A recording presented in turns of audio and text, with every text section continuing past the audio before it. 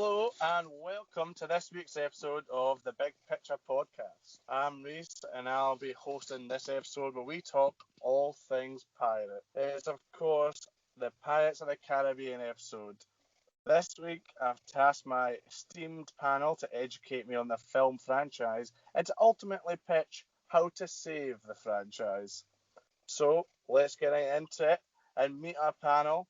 First, here's last week's winner and last week's fan vote as well. He's the scariest member of the podcast and would be on the front line for all pirate battles. It's Lewis. Lewis, how are you?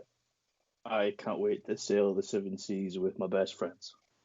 Oh, who are your best friends? I don't know, I haven't found them yet, I'm all alone. Well, that's what I was expecting, to be fair. Certainly not us. Next, we have wannabe pirate. It's not Jack Sparrow, it's Jack Graham. Yes, hello. This is like the Sea of Thieves Part 2 episode for myself here. We're getting to talk pirates again. And I've managed to finesse a way to make that happen for the podcast, so I'm very happy to do this. And I'm happy you're hosting, Reese. Thank you. Did we tell everyone the story in the Sea of Thieves episode where you dress up as a pirate to go to the garage? What? Nothing. Anyway, moving on. Right, so next we've got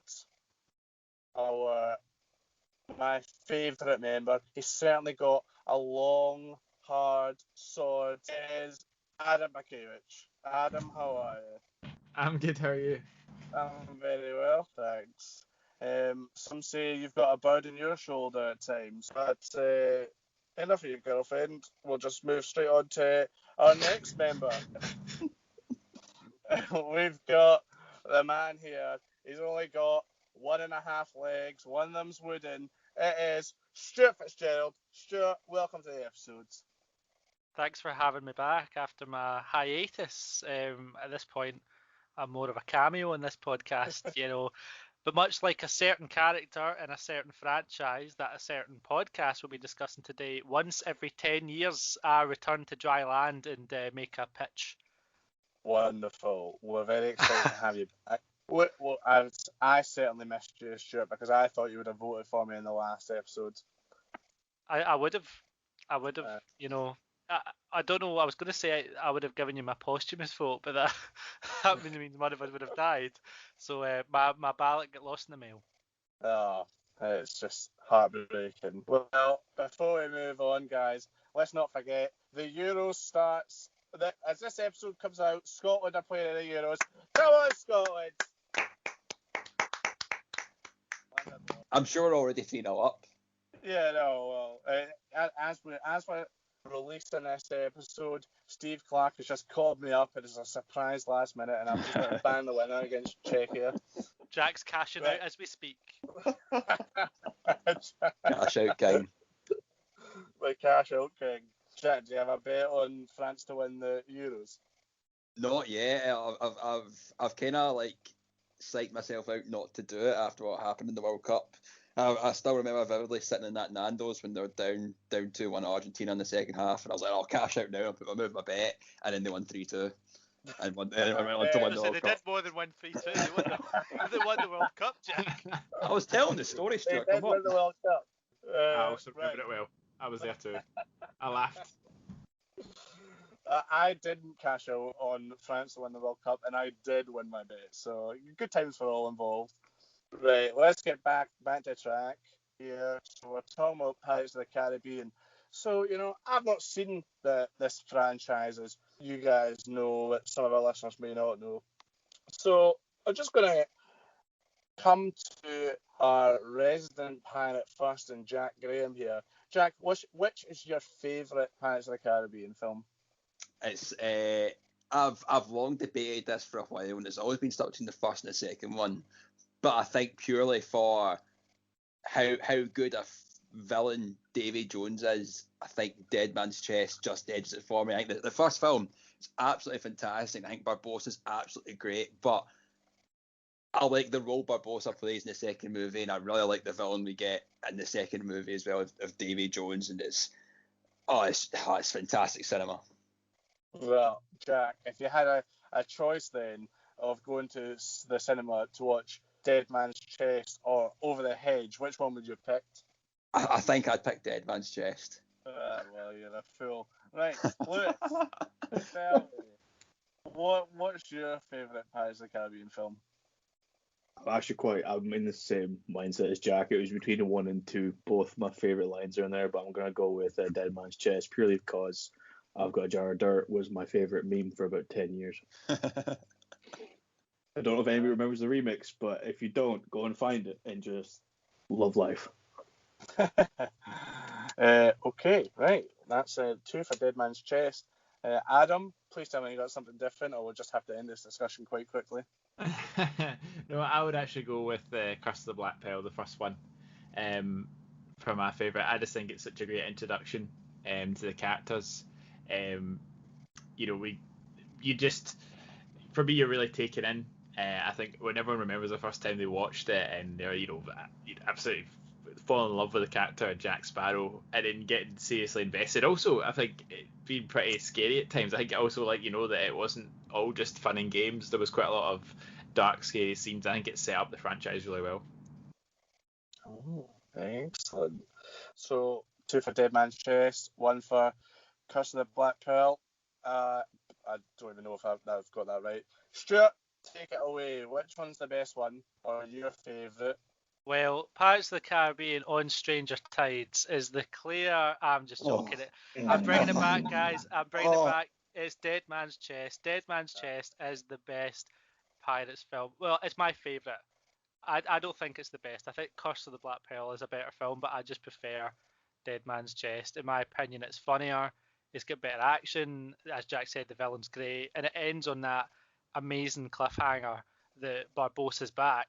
I think that was the first cliffhanger I saw in the cinema. I remember I went to go and see it with some girl who I really did not like. She was. God, this is therapy time for sure. Name dropper. Oh, I Name drop. think her name was Yvonne or something like that, or Siobhan. Oh well, no wonder you didn't like her then. Exactly. She was the daughter of one of my mum's works friends, and everyone was like, "Oh, go and see it with her. It'll be like a date." And I was like, "No, thank you. The only date I need is a date with the Pirates crew. Thank you very much." But we went, and I loved the film so much that I didn't even care that I'd gone to see it with her. Also, her mum paid for the tickets, so I got to see it for free. Thankfully, I never went on another date with her, which is probably a good thing, because the last I heard about her, she'd been fired for putting metal in her boss's coffee. But yeah, Dead Man's Chest. So what You see, she put staples in her boss's coffee. Get fired. What I'm hearing from this is your favourite is Dead Man's Chest. Is that right? Stranger Tides. I'm pretty sure that was the point of the story there. So, right, well, 3 for Dead Man's Chest. I mean, I'm just saying, guys, have you ever seen Over the Hedge? It is there. I don't regret my decision. But Stuart said there that Dead Man's Chest is the best Pirates movie. I'm doing Pirates was just short Pirates of the Caribbean. But, Jack, what I'm saying to you is, you're a big pirate guy. Is this the best pirate movie franchise? But more importantly, does it fill a gap in a niche market? Would you like to see something competing against it? I don't think I would like to see anything compete against it. There's a lot of kind of, obviously there's Peter Pan movies, which is kind of pirate type and fairy and all that stuff, which is good for what it is. But a lot of kind of pirate films you see out with Pirates of the Caribbean is maybe more animated, like the Pirates in an Adventure film. Was it Pirates and the Adventure of Scientists? That's a good film, but it's animated as kids, so it's something a bit different to the Pirates of the Caribbean. And I think if any director was to go up and was asked, "Oh, we're looking to do a film series that's going to rival Pirates of the Caribbean, would you like to do it?" I think 99% of people would say no, because they just know it couldn't compare to what Pirates of the Caribbean is. I think they managed to strike gold with how they were able to portray the movie, the plots, the directors, the screenwriting, everything to do with it. It just seems so perfect, aside from the final two, but at least the trilogy anyway. It seemed so perfect that it's hard to compete with what's already there. So it's kind of in that niche market, Pirates of the Caribbean definitely kind of monopolises it and would kind of beat out any competition that would kind of come in their way. Right. Well, it's an interesting point. I mean, I hear you mention animated pirate films, but you didn't mention Muppets Treasure Island, which is by far the best Pirates movie of all time. So, Yes! but Stuart agrees. Stuart, I've discussed this before actually. Stuart, what's better, Muppets Treasure Island or Pirates of the Caribbean? Oh man, you put me in such a box here. Oh god. Ah. It's not an opinion-based question, Stuart. I'm asking for a factual answer here. The actual numerical value of the franchise. I've got to stick with Pirates of the Caribbean. Oh, you're disgrace. Because man, like, there's two things that's great about Muppets Treasure Island. One is Tim Curry, who is great. The second one is the I've Got Cabin Fever song with that broad Scottish guy who goes like, "I've got it too," which really scared me as a child. But I think it's Pirates of the Caribbean. Sorry, Reese. Sorry, Tim. I'm sad to hear that. But Adam, come to you here. Every franchise, that's like huge. It's got like a big series like Harry Potter. You've got Lord of the Rings against that. Star Wars. You've got Star Trek. Do you not feel like we should have something similar for Pirates of the Caribbean, just so that it kind of almost elevates Pirates of the Caribbean to that next level? You can go, it really is the best pirate movie franchise.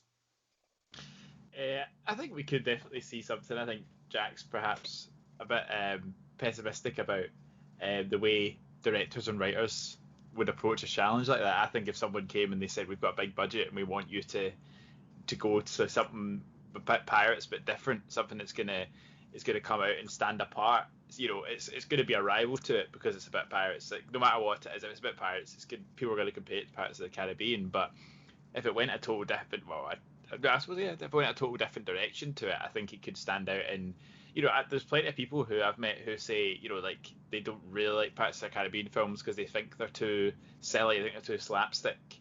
And do you know what? There is, see, for real life pirates, by the way, a lot darker. So there's absolutely something that can be done with that. Like, someone could really lean into the fact that pirates weren't really, as fun as they're portrayed in Pirates of the Caribbean. So I think there's definitely opportunity there. I think also, if we're going on animated pirates films, the Pirates Band of Misfits. Anyone ever seen that? 2012 film, stop motion. It's St. Wake Wallace and Gromit. Hugh Jackman in it. Phenomenal, great film. Get that watched. Well, you're thinking of Flushed Away, mate. No, Flushed Away is a good film. Well brought up, Adam. That's a good point. Right, Lewis, coming to you. What is it about Pirates of the Caribbean that you actually like? Why did you start watching it? When Pirates of the Caribbean: Curse of the Black Pearl came out, I remember watching it and just being absolutely enamored. I don't know what it was about the film. It just, like, there wasn't a beat missed. It had everything you could possibly want in a film, and the performances, I think, is what really drew everybody in. It's not just because the story's good or that. It's like people feel really attached to the characters in a way that not every film can really encapsulate the same way that Johnny Depp did specifically. And if we're talking about animated pirate films, does Treasure Planet count? I'm just saying. Great film. Guys, do we need to have a section here where we just talk about animated pirate films, because everyone's got a favourite apparently? Absolutely. Ghost Ship. I've seen that one. That's a good one. It's got Carl Urban in it. Remember when they eat the worms, Reese? Yes, I didn't like that. What about, guys, The Goonies? No, that's a great. Well, you pose the question about what competes against pirate movies. Do you count something like The Goonies? Do you count something like Captain Phillips? Or do you count something like Under Siege? Captain Phillips, that's a great movie. Pirates of Somalia? I think That's another great film. what my question was more, do we need a franchise? So a series of films, because like Goonies is great in its own right, Captain Phillips is great in its own right. But do we really need something, like in Harry Potter they've got Lord of the Rings, so two good franchises going head to head, which one's better, Star Wars and Star Trek? Do we need something like that to kind of see, maybe Pirates of the Caribbean aren't as good as what you guys think they are? There could be something that's a lot better. It's tough, I think, because of how well loved and in the movie scene, how great the series actually is. I think to try, even as I know Adam was saying that I was pessimistic about it, but I was comparing it to what it was like, do you think anything could compete? I don't think there'd be much that can compete because of how they've been able to develop characters and have maybe make the fans and the audience have such a strong connection. I think any pirate film that would come out, any franchise that would come out to compete with that, even if it is something completely different and it's going down that darker route, you're always going to compare it to Pirates of the Caribbean because that's the marquee franchise. I think you're right. I actually agree with you when you said that maybe a director wouldn't want to take on a pirate franchise, because for a lot of these ones that I'm talking about, with Star Wars, Star Trek, Lord of the Rings, Harry Potter, they came out, not too far apart. It's been so long since the first Pirates of the Caribbean movie came out that it really would just be, you're ripping off Pirates of the Caribbean, or you're just kind of, if Pirates of the Caribbean's better, that's the best one, then people just wouldn't give it the time of day. But Lewis mentioned actually the acting in it. So I'll come to you here, Stuart. Johnny Depp, fantastic actor. Is the acting in his, particularly with his acting, just what makes these movies great, or is it, a culmination of things? I think Johnny Depp definitely helped sell the Pirates franchise. He came as soon as his entrance in the Curse of the Black Pearl is something so unique. If I don't know exactly what you'd expect from a big pirate entrance, but I'd say if it was me doing a film, it'd be cannons going off and a big ship battle. He's literally in a little dinghy that's sinking, and he just steps off onto the pier. From then on, it's his movie, and there's so many good supporting actors in this, but Johnny Depp is so good. It's almost as if he saw the talent that was coming his way and decided to elevate every part of his performance. He is fantastic, and I wouldn't say he is the sole reason, because the writing's great, the production value looks so good, the CGI, even for the time, the CGI was fantastic. I remember it winning awards for the skeletons and for Davy Jones. So I don't think it's just on Johnny Depp, but it is a lot to do with Johnny Depp, if that makes sense. If Johnny Depp wasn't in it, you definitely wouldn't have the same kind of status that the franchise has. Yeah, I mean, you guys all know I'm a huge Johnny Depp fan. So if there was a reason that I would watch these films, would probably be down to Johnny Depp. I just find his acting phenomenal. I love how strange he is as a person, and that kind of goes into his acting. But we'll just come back to the first question where I said, what was your favourite? And all of you said the second one, except for Adam, who said the first one. But after that, none of you have even mentioned third, fourth, fifth. I think there's six, if you can correct me if I'm wrong. So, where is it going wrong, Jack? Again, the resident pirate guy here. Tell me, where did it go wrong? Well, the third one was fantastic.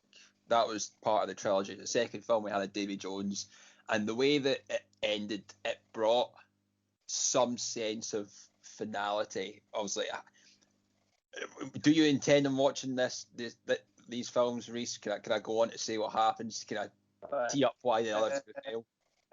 Jack, you can fire away. So obviously we see that the whole thing with the Dutchman, Will Orlando Bloom, he dies in it, Will Turner, but his heart gets tied to the Dutchman and becomes a captain of the Dutchman. And when you're captain of the Dutchman, you can't be on land for 10 years, and Davy Jones dies, and it kind of brings that sense. Jack gets the Black Pearl, everyone kind of starts to do their own thing, and that's it. And then there's a kind of a break for a few years. There's nothing, then you hear there's something coming up, and then you're like, oh, I wonder what they're going to do. They're going to do with what, like a 10 years later thing, and they're back. It's not that. They kind of go a different route. There's different direction, I think, and then for that point, it just kind of feels like a cash grab, and it plays too much into the goofiness of Jack Sparrow and not the kind of character development from the first three, because a lot of folk just kind of like him for his quirks, and it plays on that too much in the fourth and fifth. And I feel it feels like it's too much. As I said, it's too much of a cash grab because they know it's going to make movies. It's not. They won't need to put out something great to get money off it, and that's what they did. Yeah, I just want to come in, just kind of expand on what Jack's saying. Funnily enough, I actually watched the third one last night, and it does hint at a sequel, because at the end, Jack has the chart where they're going to the Fountain of Youth, which is part of the plot of the fourth one.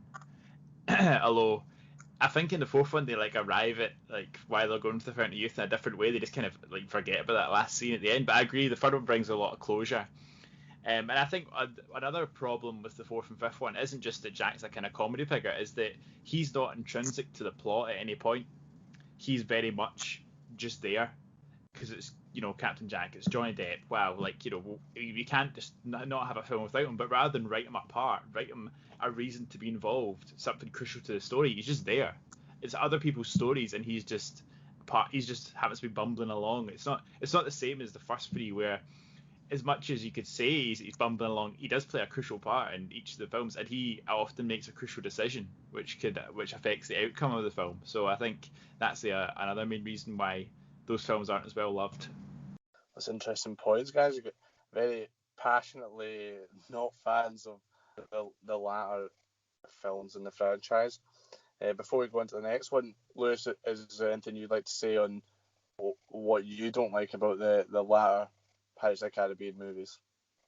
I think Jack kind of nailed it on the head there specifically with On Stranger's Tides. It was a regression for Jack Sparrow. It was just kind of a cash grab because, like, oh, this Jack Sparrow is kind of a meme wacky character that's in the film. But I think another issue as well is the timing of them. Black Pearl 2003, Dead Man's Chest 2006, At World's End 2007. They struck when the iron was hot, and they made them all, and they went, here you go. And then 2011, Stranger's Tide comes out.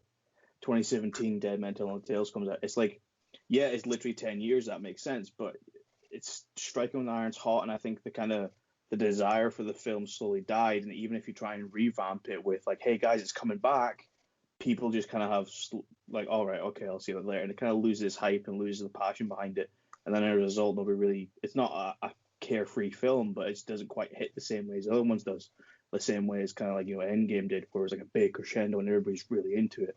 I don't think it really struck when the iron was hot, and that kind of just fizzled out. It just didn't quite sit right. Yeah, maybe it's a bit like the modern Star Wars films. Okay, so is there any hope then, Stuart, that the films can be good again? Like, is it beyond saving? I mean, it can be good again, but doesn't have to put the effort in again. Like, I've not seen the fourth and fifth one. I've only seen up to the third one.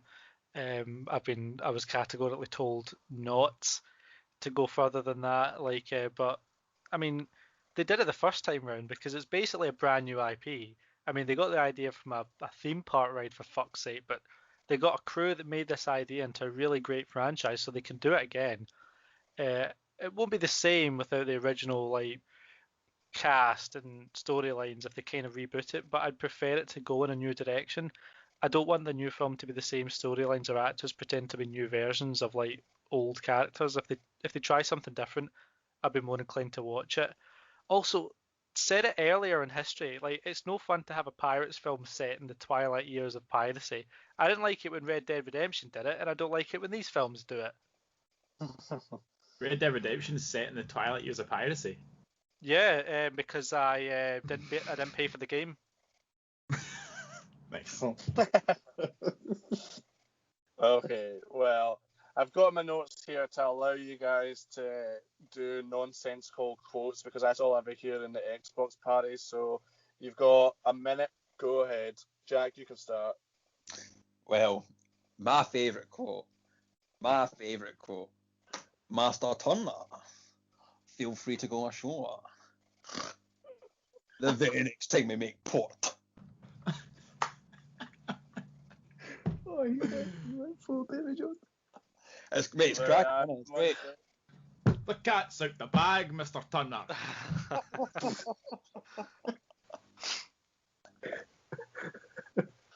Right, Stuart, fire in. Goodbye, friends of Hagrid. That's personally my favourite. I've got a jar of dirt, and guess what's inside it? Wonderful. That's all I've heard in the Xbox party for the last month. So I'm glad everyone else had to put up with it. Right. Stuart just told me that it can be saved. I know he's going to tell me how to save it. Stuart, tell us your pitch on how to save the Pirates of the Caribbean franchise. Oh, okay. I was dreading this pitch because I was excited to talk about the Pirates franchise, but I didn't have a bloody clue on what to even begin to think to try and pitch. I was thinking sea mythology, the first pirates that made the Pirates Code, etc. But then I sat down and I realised that I already had the perfect pitch. It just needed some tweaking. So I present to you, esteemed members of the Big Picture panel and our listeners, the Pirates of the Caribbean DreamWorks crossover. That's right. Disney and DreamWorks have made up for a one-time only mega event film to rival Avengers Endgame, Avatar, Titanic, and even The Human Centipede. It's called Monsters vs. Aliens vs. Pirates vs. Bees vs. Fairy Tales versus the Bible. Here we go. Somebody set a timer quickly. Reese, I'm gonna do it.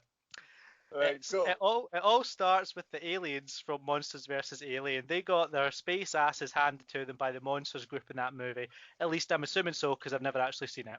Anyway, they want to beat the monsters again, but this time they want to beat them at their own game. They want the biggest monster of them all, the Kraken! But there's only one small problem. The Kraken is dead.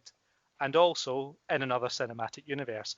But that shouldn't be a problem for world-renowned bee lawyer Barry B. Benson, who has made the leap from bee law to copyright law because it's more lucrative. He gives them the legal loophole that aliens need to jump over into the Pirates universe, but how can they resurrect the Kraken if it's still dead? Well, luckily Barry B. Benson has a handy book in his office that can solve their problem, the Bible. Turns out there's a guy in there who can raise the dead, no problem. Old Jesus Christ himself. So the aliens use their alien tech to bring JC into their universe, but suddenly it all goes wrong, and whoops, they accidentally bring Moses into their world instead, because the writing in the Bible is actually quite small. Too small if you ask me, but then again, it's long enough already. Can you imagine how big that thing would be if it was a font size 16? Reese, I rest my case. Back to the film. They bring Moses in, and Moses, who's voiced by Val Kilmer, is none too happy about being brought in and turns his staff into a snake again to show how angry he is. But the aliens say, bet you can't turn your staff into a kraken. And he's like, watch this. And he does it. But the aliens tricked him, and they put this mind controller collar on it. And they're like, thanks for the kraken, sucker. And Moses is like, my staff. But it's too late. They're out the door. The monsters show up because they've been alerted to what the aliens have been up to, but they can't beat a kraken. It's not listening to them, so they need a monster army to defeat it. And who has the best licensed monsters? The Shrek. The Shrek franchise. So they sneak into the ship and they steal the device. They used to get Moses, and they use it on a fairy tale book. Oh, and they use it on a fairy tale book to bring all the fairy tale creatures to defeat the Kraken. And what follows is a battle for the very earth itself. It's a literal biblical war, all set to an instrumental version of I Need a Hero. I have no idea how this ends, by the way, but it does. It does. The aliens are defeated. The Kraken is killed again, proving that it's actually pretty shit as far as monsters go, and everyone goes home. Or do they? Post-credit scene. Moses is in a bar. He's not got his staff. And Shrek did better than Prince of Egypt at the box office. He looks to the camera and his eyes flash yellow. It's Mystique from the X-Men films. The end? Question mark.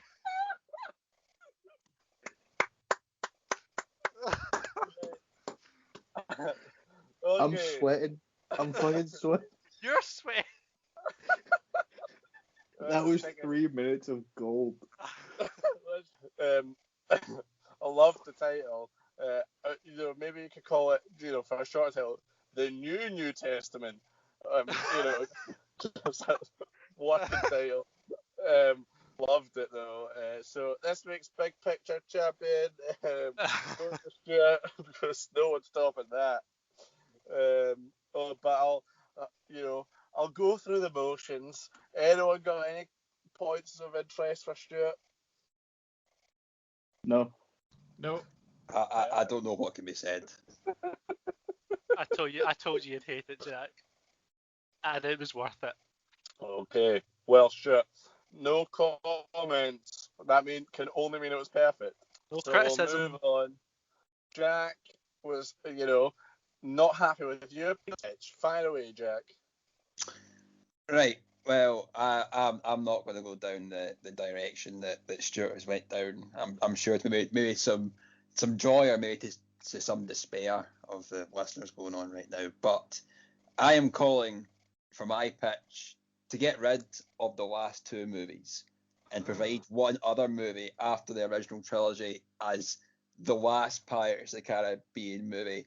Period. Full stop. I don't want any spin-offs. I don't want any rip-offs after. I want this finished. And I'm calling it Pirates of the Caribbean, The Bond of the Dutchman. So we see at World's End, I believe, in the post-credit scene that it is 10 years later and Will Turner is able to go ashore again when he meets his son and Elizabeth. And that's where it ends. And that's where my movie picks up. But it picks up at Will having to leave again. Because as you know, when you're tied to the Dutchman, you're only allowed to go to land once every 10 years. And that's once is over. And Elizabeth isn't happy. The once is over. And tries to find a way for him to stay, but he can't. And he explains why. Because his heart belongs to the Dutchman. And a key part here is that the only way for him not to belong to the Dutchman is if the Dutchman was no more. And he goes away. And it goes a few months later. And as we know from the World's End as well, Barbossa's went away with the Pearl. And Jack's left looking for it again and chasing it. And that's the premise of the story is kind of a wee callback to the first one of Jack trying to get the Black Pearl back. But Elizabeth soon finds him again. They all meet at the same spot where Will was last on land because the compass points to this spot because Jack had some sort of feeling that something was going on. There's always these unexplained things with Jack, that things just happen, and this is one of those things that his compass draws him to the point where Will was last on land and Elizabeth's there. And it's like, she's like, oh, I knew you'd come back at one point. We need to go find the Dutchman and we need to get Will. We need to destroy the Dutchman ship to get Will back. So while they're doing that, they're trying to find the Black Pearl at the same time. And also they're fighting along the way, blah, blah, blah. Gets to the end. The Dutchman is at the gateway to where Davy Jones' locker is. There's a big old fight between the three of them. Barbossa and Jack are fighting at one point, and it kind of realizes that there's only one way that this is ever going to work out. That if Will's going to come back to land, to the world essentially, not tied to the sea, it's if someone takes the Dutchman away. Jack, the courageous man as ever, who once was a resident in the Davy Jones' locker, manages to steer the ship, get everyone off it, falls in to Davy Jones' locker with the Dutchman dead. Jack Sparrow dies. Barbossa remains captain of the Black Pearl. Will gets to be with his wife and his kid. And that's it. That's the movie. Done. Finito. I don't want to go too much into it because I don't want to ramble on like previous pictures before, but that's the gist. I love it. It sounds riveting. We needed a rom-com in the Pirates of the Caribbean franchise, I always thought. I'll open it up to my esteemed panel. Stuart's probably, he's got his mic muted, so he's probably still laughing. So I'll go to Lewis first. Lewis, what's your thoughts? I don't have any. I've got so many questions, and I don't really know. Like, I'm wondering what the meaning of life is after Stewart's pitch, if I'm honest. Is the truth here, Lewis, that you couldn't focus on Jack's pitch because you're still thinking about how awesome Stuart's pitch was? Yeah, I mean, That's a great Lewis. That's not fair on Jack. He's done a great right. pitch Okay, here. focus. Jack clearly cares about his movies, and his pitch does outline some of the stronger failures of the last two, and actually capitalizes on what World's End should have done, which is end it and let's move on from these characters. I appreciate that he's done that, and I think as a more appropriate example of fixing these films, he's done a fine job. Lewis, that's some top tier bullshitting.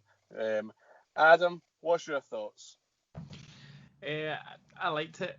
I just wonder, just a question for Jack. Do you think we're leaning a bit on the Captain Jack's compass again, especially since we've just had it? I'm assuming this is releasing not long after World's End, or are we just? Quickly, a small question: when is the release date? Is it coming not quick on the heels of World's End, or is it much more in the future? No, it'd be the 10-year gap. 10-year gap. That's fine. I'd let that happen, and obviously your question about the compass, but it's a lot of Jack's character and the way the compass works is that it leads him to what he wants most, and at times he doesn't know what he wants most, and it sometimes just like intuition just happens for him, and in that moment it does. I think it'd be wrong not to lean on that when it is quite a crucial part of the franchise as a whole, essentially. Yeah, no, I think fair enough. You know your stuff. Jack, that was a fantastic answer. You know, if I could vote and I couldn't vote for Stuart, I'd have voted for you. Thank you. Right, Stuart. Jack had a lot to say about your pitch. What are you going to say about his? Jack actually had surprisingly little to say about my pitch, but I really like Jack's pitch. Like I said, I haven't seen the newer films, so I've heard they're bad. But I like that Jack wants to keep it like contained in that, because I mean the first trilogy is great and they should have stopped there, but to add like another one just as a definitive end is a good idea, because these big studios, they just want these films to keep going until we all die and the universe crumbles around us. They don't stop to think, hey, let's use all this money and goodwill we earned from those films to make a new trilogy or a new franchise. They just milk it. So I'd rather that.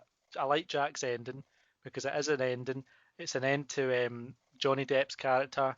It ties up everyone else's, maybe not Barbossa's, but Barbossa, he suits that kind of he's kind of aimless without being a captain anyway. So I like Jack's pitch. Could it have done with a DreamWorks crossover? Sure. I don't know which one, but maybe. I get it. What about some other religious text crossover? Like the Quran or something like that. I don't know what was written at that time. Okay. Oh wait, no, the Bible was written. I've taken the Bible, Jack. You can't have the Bible. Sorry. Oh, I'm glad. Yeah. Okay. Right, Lewis, fire away. Tell us how to save the Pirates of the Caribbean franchise. Right. So I wrote this last minute, and I mean last minute. So I'm not prepared for any questions, but here we go. So in my saving of the Pirates of the Caribbean, the movies actually happen as they are. This will be a continuation on from Dead Men Tell No Tales. Will is tormented by visions of Davy Jones, which you see at the end of the film, and it's constantly seeing him threaten his family, linger in the background, sort of like It the Clown or like a Conjuring type horror film.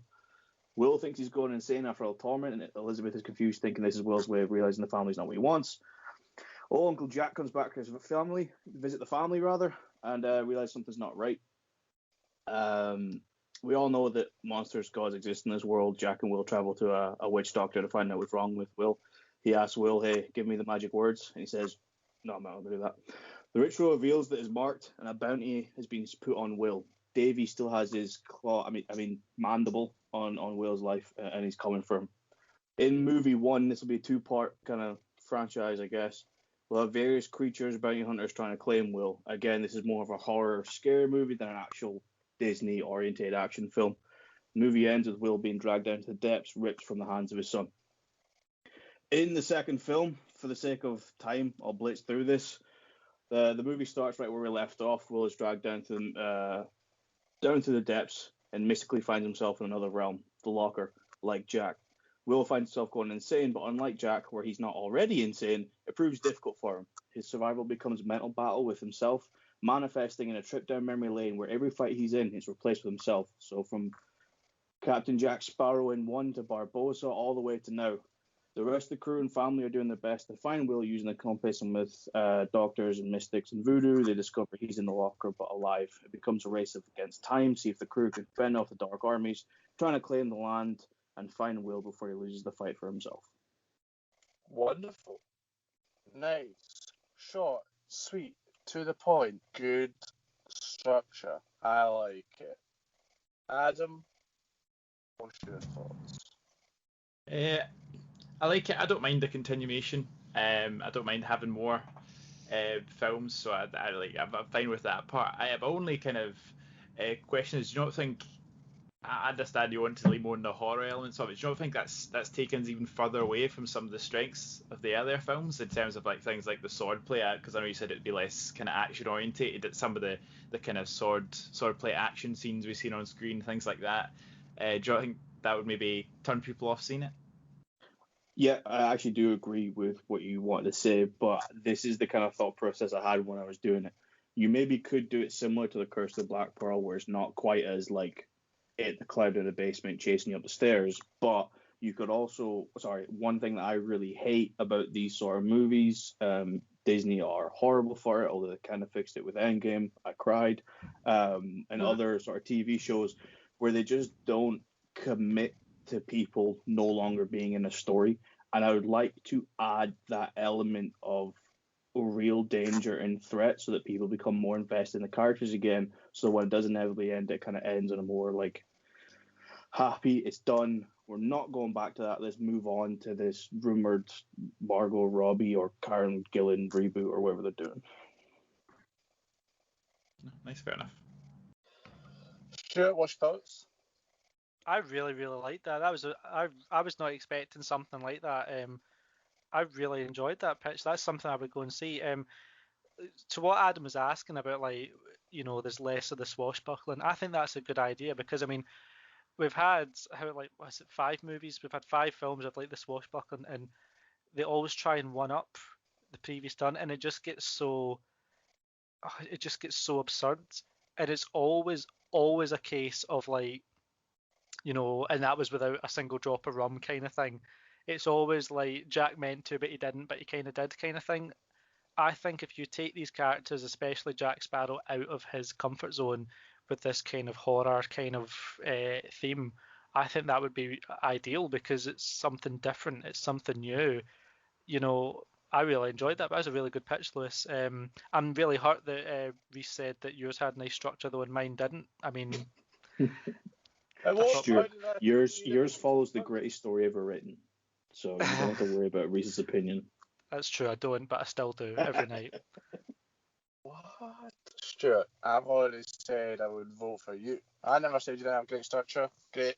It was a great structure. Not that there was an ending or anything like that, but other than that, it was great. Well, this franchise will never end, so it suited it. Jack, you got any thoughts? I liked it. I think it's interesting to lean on how the 5th film ended. The fourth one's just shit. The obviously taking a continuation from the 5th one. I respect how the way you're going. I agree with Adam that maybe the kind of the horror side of it could take away from what the previous franchise made. But do you think with this, and then you were saying that like we're having a continuation of the Margot Robbie or the Karen Gillan spin-off franchise that's meant to be happening. Do you think this maybe enables an argument that there's too much Pirates of the Caribbean happening? Jack, you can never have too many pirates, and I never thought you of all fucking people would ask me that question. How fucking dare you? The reason that I asked is that, It's okay. Yeah, especially with the fourth and fifth one being as poor as they were, folk were quite scunner. So to try and save it and then still have a continuation after it. So this is kind of a cop-out answer, but from the previous episode, post-discussion, I did ask whether or not, the other two movies could exist, and it was decided that no, they had to exist. At least that's how I interpret the information that was given to me. So in hindsight, knowing that was an option to me, I would have fucking deleted those two movies from existence. But I was operating off this essence that they had to be there. Now, I guess in terms of the spin-off films, they don't have to be called Pirates of the Caribbean. They can be called something else. They can just be something completely unrelated that is somewhat tied to them. You can have like little theatrical callbacks about, mystic maps and compasses and the pirate code and the pirate kings, etc., etc. But I do agree there probably is too much going on. But it has been 2017, math not good at, 4 years since the last film. So maybe it is time where if we are going to end it, do it proper. Pirates of the Caspian Sea. Adam, let me hear how to save the Pirates of the Caribbean franchise. Thanks for that handover, Reese. I'd really liked the two of the pitches that came before mine. I'll let you work out which ones they were. Now, I kind of struggled initially, I think, to think of a way, especially when I knew that Jack was going to repitch the fourth film, and I kind of didn't want to do the same thing, just because I thought, I didn't want to accidentally pitch something similar to Jack, and two, I thought, Jack's, he's having that, he can go with it. I wanted to kind of do something a bit more me, so I thought I'll borrow a bit from. I'm always borrowing a bit from both the pitches, from both Lewis and Jack's pitches, except I'm not, because I've written it before. I didn't know I was doing it, in the sense that I'm taking the franchise in a bit of a new direction, but at the same time, I'm bringing in some elements from the older films. So I want to talk about. I'm also doing a sixth film in the series. I'm going to base it around the origins of Calico Jack Rackham, who was a real pirate in the Caribbean. He's famous for his flamboyant dress, his bold decision making. In this film, I had to choose a young British actor. He was also formerly in the British Army, the British Navy, sorry. And I went for someone who we know can play a young military man with a big future. I went for Harry Styles. And the plot is heavily based on the real story of Calico Jack, but also I've definitely altered elements, because we don't just want a biography here. It's Pirates of the Caribbean, for God's sake. Anyway, to briefly go over the plot, we've got Lieutenant Jack Rackham. He's one of the most promising talents in the British Navy. He's full of youthful exuberance. He's stifled, though, by the strict regimentation of the Navy. He falls afoul of his captain, a man named Charles Vane, and the rest of his crew. The captain will be played by Charles Hunnam. The captain's jealous of his rising star, and after he disobeys a direct order from him, and instead of being castrated for it, he's praised by the local governor. He receives a promotion, in fact. Enraged at this, his former captain murders the governor's wife and frames young Jack for the murder. He is sense enough to flee from the manhunt that ensues, led of course by Captain Charles Vane. Jack realizes quickly he must take shelter with the people he's been hunting for all his career so far, the pirates. He finds his way onto a pirate ship via Tortuga, of course, known as the Black Pearl, and part of a crew under a certain Captain Jack Sparrow, looking much older now, but still the same Jack we know and love. To skim through the rest of the plot, again, I'm like Lewis, I'm conscious of time here. He's taken under the wing of an unlikely mentor, Jack Sparrow, attempts to find ways to clear his name. All the while, Captain Jack tries to convince him to follow the ancient pirate art of simply running away from his problems. When we reach the end of the film, Jack has finally cleared his name by forcing the captain to confess. However, he realises, after having no one to turn to after being framed, no allies within the British Navy, and he also realises that the pirates took him in, and there was no family now. He also realised he finally had what he always wanted: the open seas, freedom. This is what he searched for his whole life. He didn't even realise it. He realises he's not cut out for the Navy. He resigns. He sets off for Tortuga, where he runs into Captain Jack, who's decided after this last adventure it's time to retire from the pirate game. He hands the Black Pearl over to Jack along with his compass, and he gives him the nickname Calico after the British's flamboyant dress sense throughout their journey together. After that, Captain Calico Jack Rackham sets out for a life of excitement on the open sea. I think it would. The reason I've gone is I think it would rejuvenate the series. I think it would be a real handing over of the baton from Jack to Jack. I think it brings in some of the elements of the first film in terms of like Jack Sparrow acting as an almost kind of pirate mentor and the run from the crown.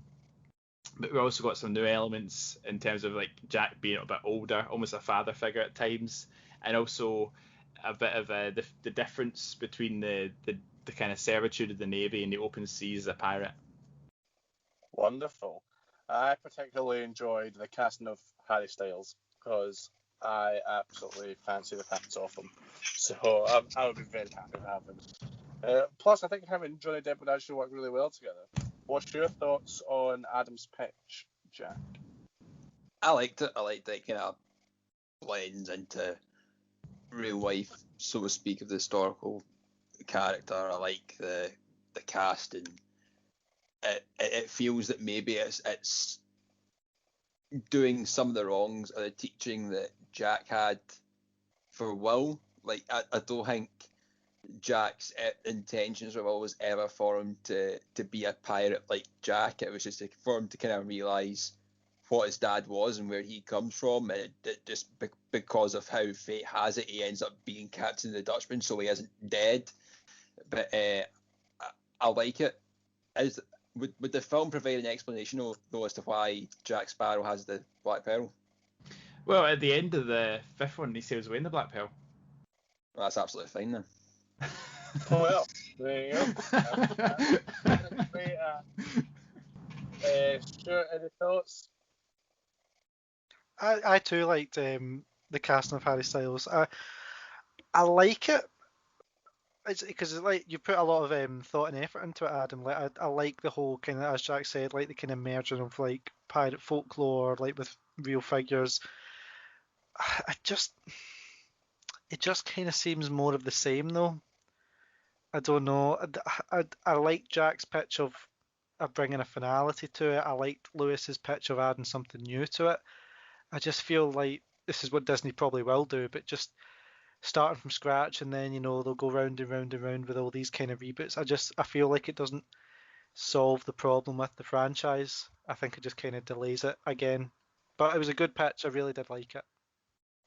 I'm happy to respond to that. I understand what you're saying, Stuart, and definitely it was a thought that I had that maybe it will feel a bit samey, but I did kind of trim down the plot there.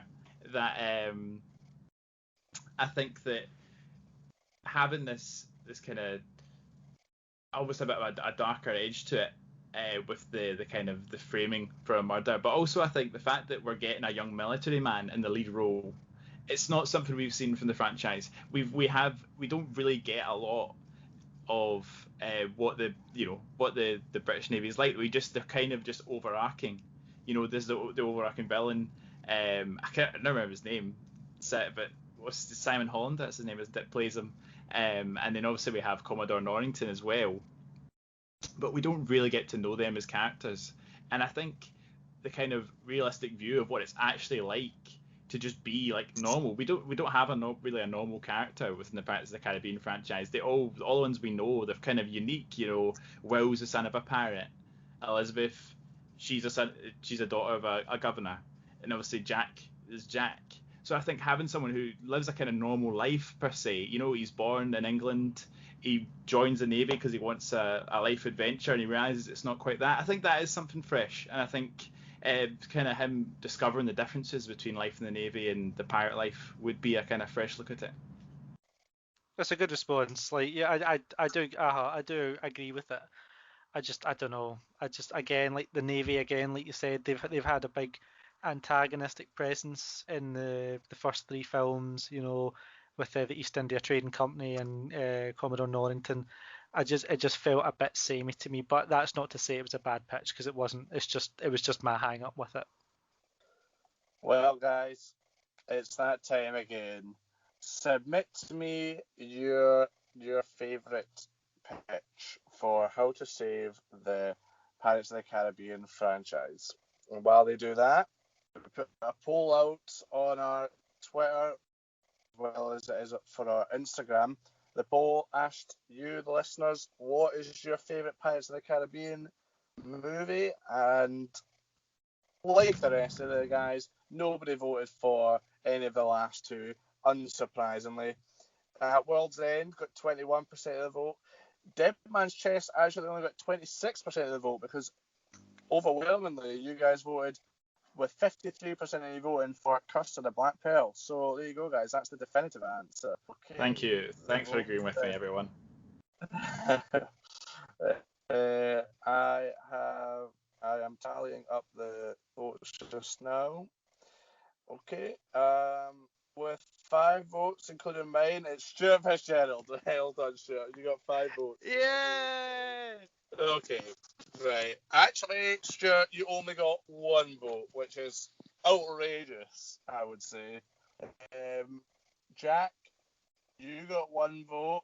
Adam, I'm sorry to say you didn't get any votes, but with 2 votes, back-to-back Big Picture champion is Lewis.